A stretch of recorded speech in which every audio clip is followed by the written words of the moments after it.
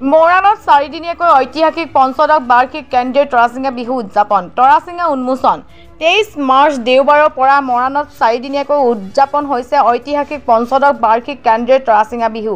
কেন্দ্ৰীয় তৰাচিঙা বিহু স্থায়ী সমিতি উখাপুৰ মহিলা সমাজৰ উদ্যোগত লগতে মৰাণৰ বিভিন্ন দল সংগঠনৰ সহযোগত আজিৰে পৰা 26 মাৰ্চত 4 দিনীয়াকৈ মৰাণ উখাপুৰ খেলপথাৰ অনুষ্ঠিত হৈছে পঞ্চদশ বাৰ্ষিক ঐতিহাসিক কেন্দ্ৰীয় তৰাচিঙা বিহু। প্ৰথম দিনা অন্যান্য কাৰ্যসূচীৰ লগতে বিয়লিলৈ অনুষ্ঠিত হয় মুকলি সভা।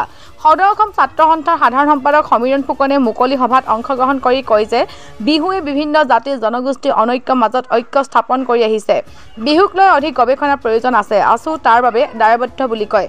পঞ্চদশ বাৰ্ষিক ঐতিহাসিক কেন্দ্ৰীয় তৰাচিঙা বিহুৰ মুকলি সভাখন সঞ্চালনা কৰে উদযাপন সমিতিৰ সভাপতি নবীন গগৈয়ে।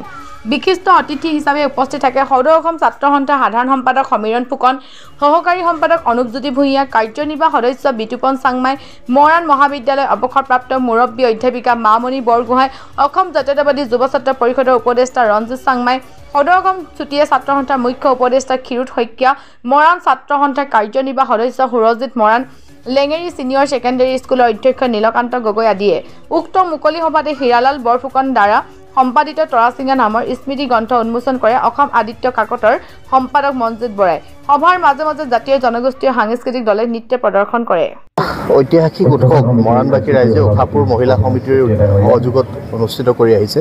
আজি পঞ্চদশ বৰ্ষত তেওঁলোকৰ উদযাপন আহি উপস্থিত হৈছে আৰু তৰাচিঙা বিহু ঐতিহাসিক দৃষ্টিকোণৰ সৈতে জড়িত হৈ থকা এটা বিষয় আৰু চাউলুং চুকাফাৰ দিনৰে পৰা এই গোটেই প্ৰক্ৰিয়াটো প্ৰচলিত হৈ আছিল। মাজত কালক্ৰমত সময়ৰ সুঁতি হেৰাই গৈছিল, কিন্তু এগৰাকী মহিলা অঞ্জলি চেতিয়াৰ নেতৃত্বত এই গোটেই বিষয়টো নতুনকৈ প্ৰাণ পাই উঠিছে। 15 বছৰে উদযাপন হৈ আহিছে আৰু বিহুক লৈ যথেষ্ট গৱেষণাৰ থল আছে। বিহুক লৈ বিহুক পৰৱৰ্তী পৰ্যায়ত প্ৰজন্মৰ পৰা প্ৰজন্মলৈ বোৱাই নিবৰ কাৰণে যি এটা পৰিকল্পনাৰ প্ৰয়োজন, সেই পৰিকল্পনাৰ প্ৰয়োজনীয়তা আজিৰ তাৰিখত পুনৰ উপলব্ধি কৰিছোঁ আৰু চৰকাৰী পৃষ্ঠপোষকতাই গোটেই বিষয়সমূহ আগবাঢ়ি যাব লাগে বুলি আমি আজিৰ তাৰিখত এই স্থানত থাকি আমি নিজক উপলব্ধি কৰিছোঁ আৰু আশা কৰিছোঁ যে মৰাণবাসী ৰাইজৰ যি উদ্যোগ আৰু এই উদ্যোক্তাসকলৰ যি এই উদ্যোগে আহিব লগা দিনত তৰাচিঙা বিহুৱে নহয়, বিহুৰ সমগ্ৰ প্ৰক্ৰিয়াটোৰ লগত যিখিনি প্ৰাসংগিকতা আছে, প্ৰাসংগিকতাক আমি বিশ্বদৰবাৰলৈ লৈ যাবৰ কাৰণে সক্ষম হ'ম।